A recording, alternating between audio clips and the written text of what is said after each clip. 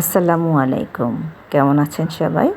আজ আপনাদের সাথে একটা মজার রেসিপি শেয়ার করব। তার আগে সাদা সরিষা, কালো সরিষা, পোস্তদানা আর একটু লবণ দিয়ে এগুলো গুঁড়ো করে নিব। গুঁড়ো করা হয়ে গেছে। এখন আমি এর মধ্যে দিয়ে দিব কাঁচামরিচ আর নারকেল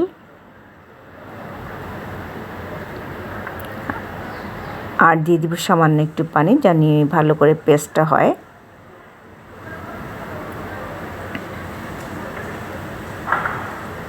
পেস্টটা হয়ে গেছে।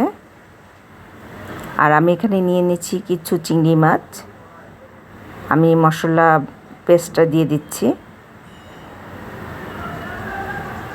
দিয়ে দিচ্ছি স্বাদ মতো লবণ, হলুদের গুঁড়া, কিছু কাঁচামরিচ ফালি আর সরিষার তেল। এটাকে এখন আমি ভালো করে মেখে নিব। আর আজ আমি বানাচ্ছি হচ্ছে গিয়ে লাউ শাকের ভাপা। আমি একটু চিংড়ি মাছ দিয়ে নিলাম, কারণ খেতে একটু ভালো লাগবে বেশি। আর আমি লাউ পাতাগুলো খুব পাতলা পাতলা করে কেটে নিয়েছি। এখন আমি মশলার সাথে লাউ পাতাগুলো খুব ভালো করে মেখে নিব।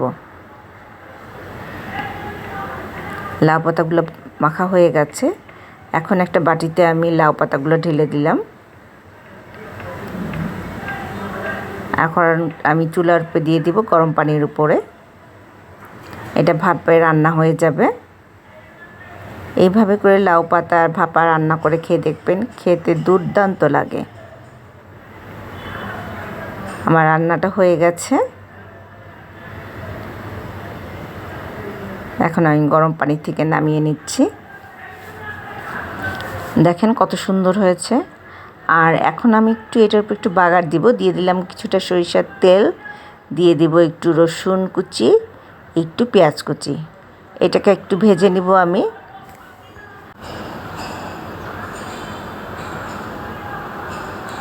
এইভাবে কি একটু বাগার দিয়ে নিলে খেতে আরেকটু স্বাদ লাগে বেশি।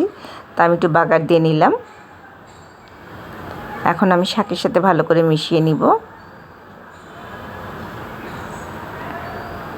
বাসায় অবশ্যই এটা খেয়ে দেখবেন রান্না করে, খেতে খুব মজার।